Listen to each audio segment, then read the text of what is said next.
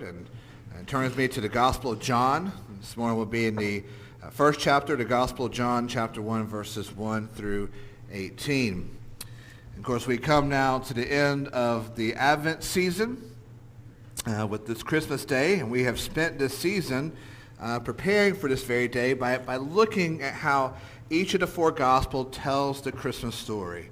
It's such a wonderful story. It's such a grand story that each of the authors, Matthew, Mark, Luke, and John, all in their own unique, holy inspired way, tell this story. And so we started with the first gospel, the gospel according to Matthew, and how he tells the Christmas story by beginning with the genealogy of Jesus. He doesn't do this to bore his readers to sleep.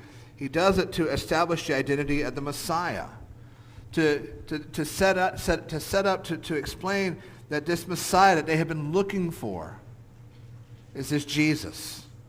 He is the one who's the Messiah. He is the rightful son of David. He's the covenantal son of Abraham. He was the one who was born that first Christmas day. And then we looked at Mark and how, although Mark doesn't go into the explicit details of Christmas, he does explain the why of Christmas. Why was Jesus born?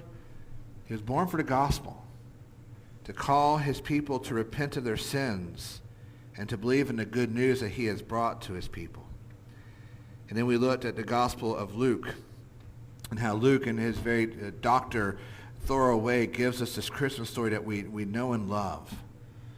When we looked at how so many of the participants, though, had fear, the fear of Mary, the fear of Joseph, the fear of the shepherds, and how God took that humanly fear and transformed it into a godly fear, reverence, and obedience.